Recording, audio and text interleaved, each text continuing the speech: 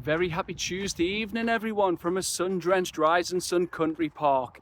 But it's not so sunny at the moment over St James's Park and Darsley Park. Yes, it's rather frosty, and that's following the news this morning from David Ornstein of The Athletic that Alexander Isak has allegedly said that he will not play for us again. He's played his last game for us, and he will not reintegrate himself with the squad. So will that situation be thawed? Well, we'll have to wait and see.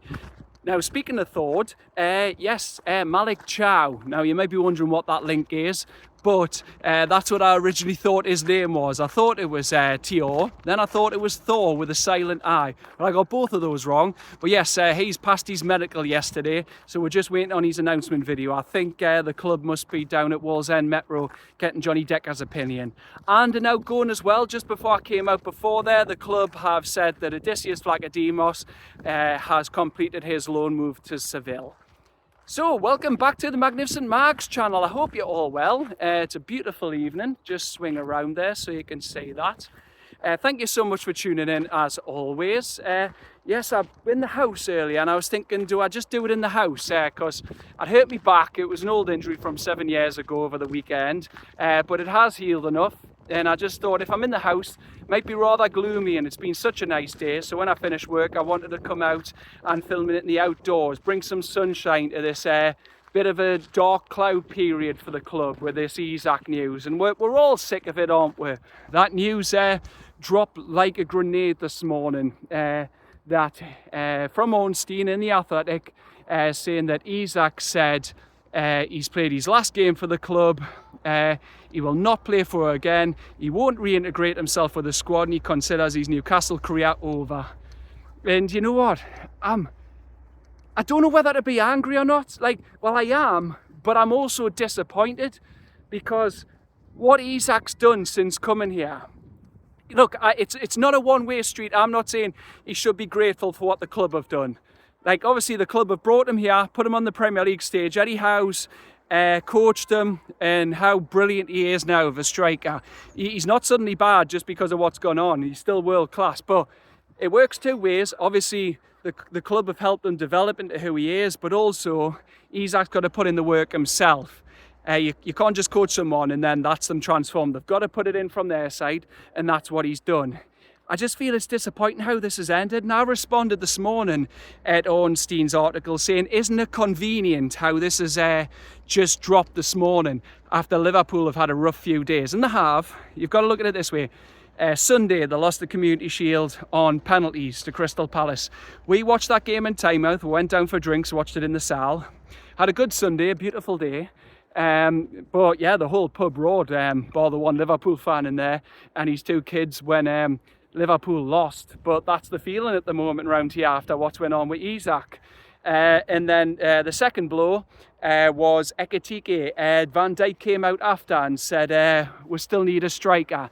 Now, look, I know what Van Dijk meant, but coming on TV and saying we need another striker when you've just signed one for £69 million in Ekitike, that mightn't look good to Ekitike. But I know what he meant. They've lost Diaz to Bayern Munich, and they've lost Nunez to Saudi. So I know what he meant. They need another striker in. But you know what I say in Liverpool, to argue back to Liverpool here, I think that that's their fault.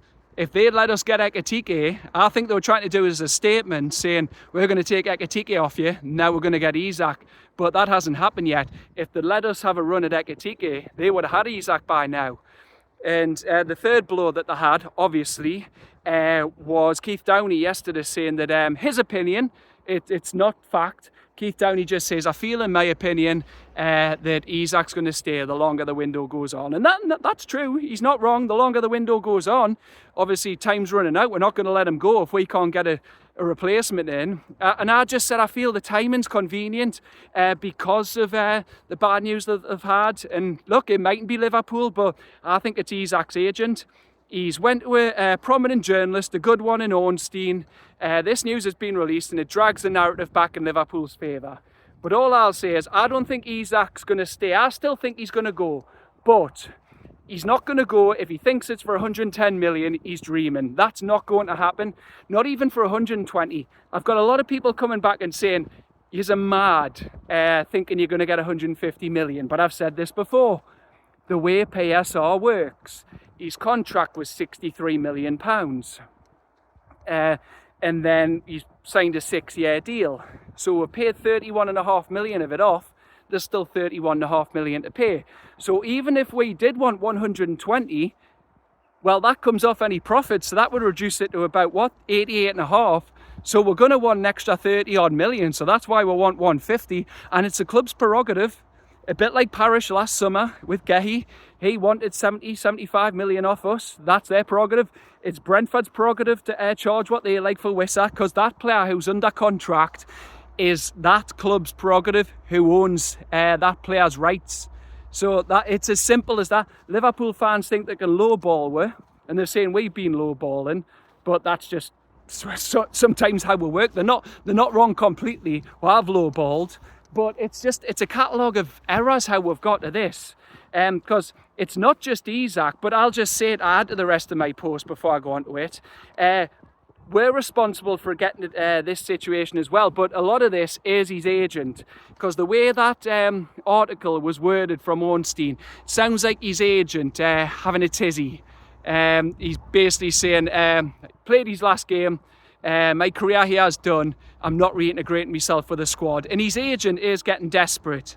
He's basically leaking it out there because he's realised the timing's been all wrong. Arsenal have got Gyökeres, Liverpool have got Ekitike, City have obviously got Haaland, Chelsea have went and got Delap and Pedro, Man U have got Shesko. So he's realising his options are narrowing. Liverpool's the only clubs willing to come in for Isak at the moment. And he's trying to get a big payday. That's what agents are there for. Don't care what anyone thinks on them, but that's what they're there for. And look, I know it's their job, and I know it's journalists' jobs to put stories out there, but the agent's desperate. It's a desperate attempt to get a big payday because he knows Liverpool are the only ones at the table. And Isak's his biggest client. I've seen the list that's been shared on social media on X of his clients, and the rest of them, no disrespect to nobody's compared to Isak. So he's just seeing the pound signs and he's trying to get as much as he wants. But you know what? None of this adds up as well in the fact that if Isak really wanted to go, as he's tried to say, Melissa Reddy tried to quote him the day, if Isak really wanted to go early on the season, it was reported saying apparently he'd informed Eddie Howe after we lost Everton on the final day when he was flying back to Sweden that he gave him this decision that he wanted to leave. But the question to ask is, if you know you want to leave, why did he look sulky from March? Someone posted this to me on Blue Sky, but that was a good point that went, why was he sulky from the end of March? If you know you're going and you're going to get a big payday, why do you look so miserable? I think it's still because he was carrying the injury, or he thought, look, I've won you a trophy, my job's done. Was he trying to not get with Champions League because he thought it'd be easier to be released if we're not in it? Possibly. I don't know. It's just conjecture. But why was he in the club's promotional shots for this very kit? Like, why was he in all the promotional gear? Again, why was he jumping up and down with his teammates at St James's when they found out Man U had beat Villa and were qualified for the Champions League? None of it makes sense. Why did Ornstein, when we're qualified for the Champions League on the final day, saying Isak's now going to sign a new contract because we've got Champions League football? Why are you saying that now? Apparently, he'd informed the club ages ago. None of it makes sense. And that's why we're quite rightly questioning it. And look, Liverpool fans have come back and said Isak's in prison, #free Isak. But look, 6 different words for a prison. Prison, carcel, Bastille, gaol, penitentiary, gulag. Isak's not in any of those because he's a professional footballer. He's 25, a multi-millionaire. He is not a prisoner. He signed a contract for 6 years. He's got 3 years to run, and he's got an obligation to train and play for the club who owns his contract, and that's us. So he's not a prisoner here.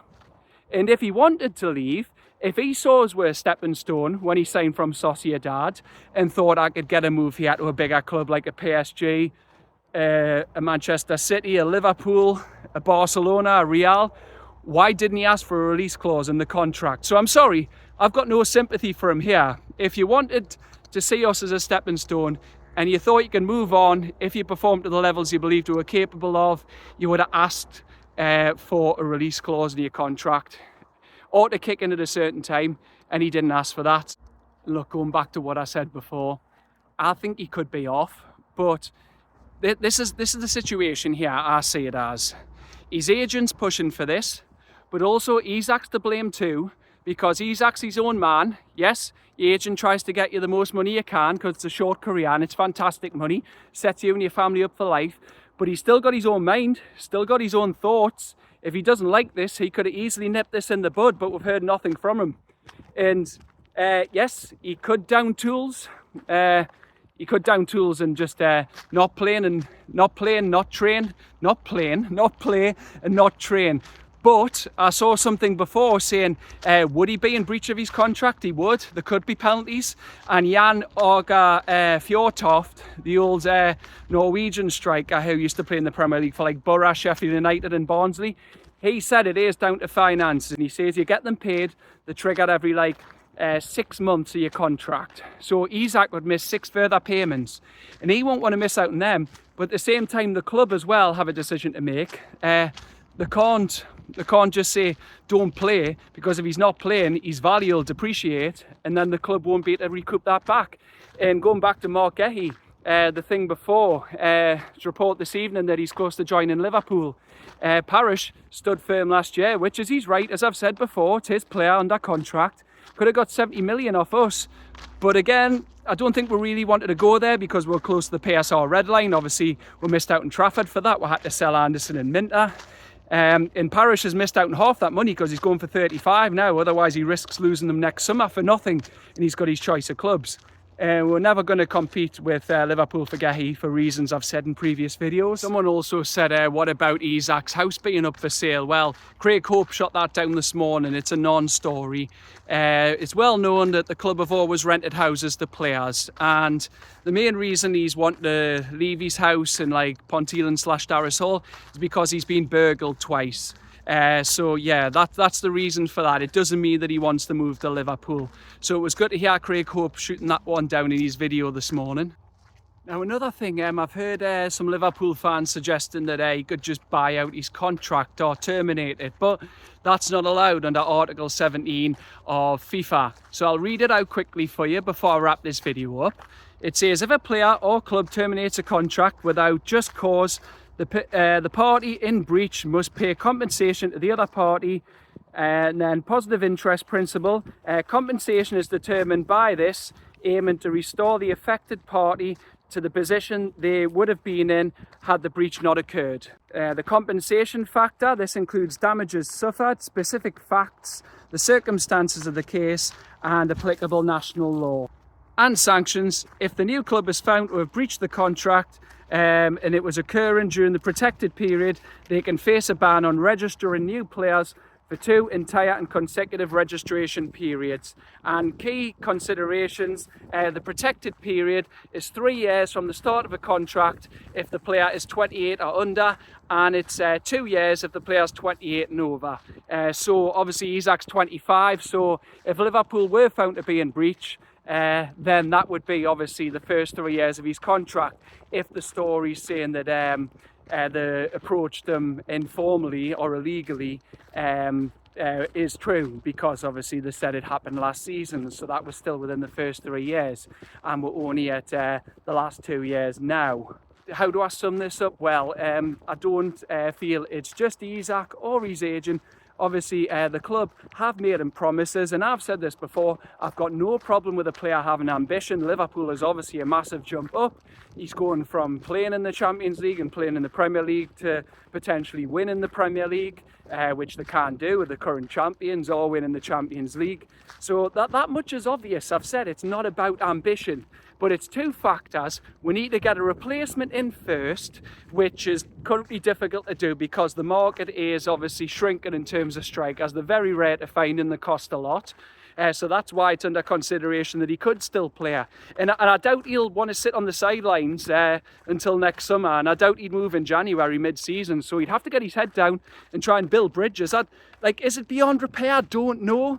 like, fans are fickle. If he starts scoring goals, he apologises, even says it's on the agent and sacks him. You don't lose that in your mind. That's always there, what a player's done to your club. And it seems like the shirt's being burned today. Is it getting worse than the Michael Owen situation, which honestly I thought would be unthinkable for a player of Isak's status, what he's done for in these 3 seasons. But obviously, if it is true that the club have made him promises and then they've reneged on them, saying it was because of PSR, and then he feels like, look, I could get more money elsewhere, I could have a better chance of winning trophies. Well, that's fair enough too. And obviously, we haven't had a sporting director or CEO in place, so Steve Nicks and EddieHowe have been doing all the work. So I can understand Isak's perspective there, but the way he's went about it and handled it has been an absolute shambles. It honestly has. And it's really, really disappointing. It is. Honestly, I thought so much more of this player. Like, just all these goals, the fact he's done interviews saying he loves it here, he loves it being at One Club City. The fans are absolutely nuts about football. He's wore kid things. Like, yes, I know, like, when you've got a microphone to your face, you've got to try and play up to the crowd, but there's just been no signs of him wanting to leave. And then this has just come out of absolutely nowhere. It has. They're saying it happened last season. I'm sorry, if it had happened last season, why weren't reports of it then? It's just convenient that all these stories seem to be dropping now, that's trying to shift the narrative that makes us in a weaker position and reduces his transfer value. But at the end of the day, I really hope we stand firm on this. Like I said, there's many factors to this. It's Isak's fault, it's his agent's fault, it's the club's fault, it's Liverpool's fault. It's not just one party's fault here. But yeah, the way he's handled it's been terrible, and I just want the club to make a statement here and stand firm. Look, I think he will go, I'm going to be honest. Just for the fact that you can't really have a disruptive character around here that much, who's basically affecting the squad, affecting the manager, and obviously Eddie Howe's big on squad harmony. They're a close-knit group, and if he's saying he doesn't want to reintegrate himself, basically disrespecting his teammates, disrespecting a manager who's improved him, disrespecting a club who've given the platform to potentially move onto a club like Liverpool or elsewhere, well, I'm sorry, it's absolutely disgusting behaviour. It's deplorable, and yeah, that there could be a way back, but honestly, it looks very remote. I still feel he'll move on. It's mainly in the fact that feels like he's burnt all his bridges. The news today, if it is true, I'm not saying Ornstein's a lie, but again, it goes against all the news I've just covered. I hope we just move on from this. I'm absolutely sick to death of this Alexander Isak chess. I just want it nipped in the bud, get our replacements in, get him sold, we can reinvest that money and the club can move on and he can go to Liverpool and be happy and do what he likes. But yeah, I'm just fed up with it. I don't know if you are too. But yeah, let us know what you think anyway. That's all I want to say on the matter. But please do put your thoughts in the comments.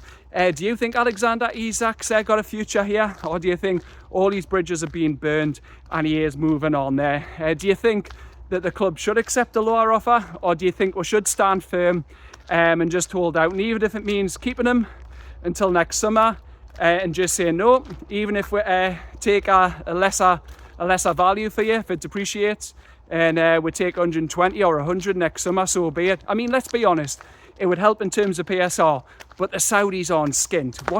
What's 50 million off his value to them? It doesn't bother them. They'll make more than 50 million back in about an hour. So yeah, I don't think it's about that. It's about a point of principle, standing your ground and telling them no, you're not going to mess the club about, because if Alexander Isak can walk over the club, what's to say other players, if they're unhappy, won't walk over the club? So you've got to set your boundaries, you've got to stand your ground, you've got to show that the club aren't going to be messed about. And even Shearer made a point just before I wrap up.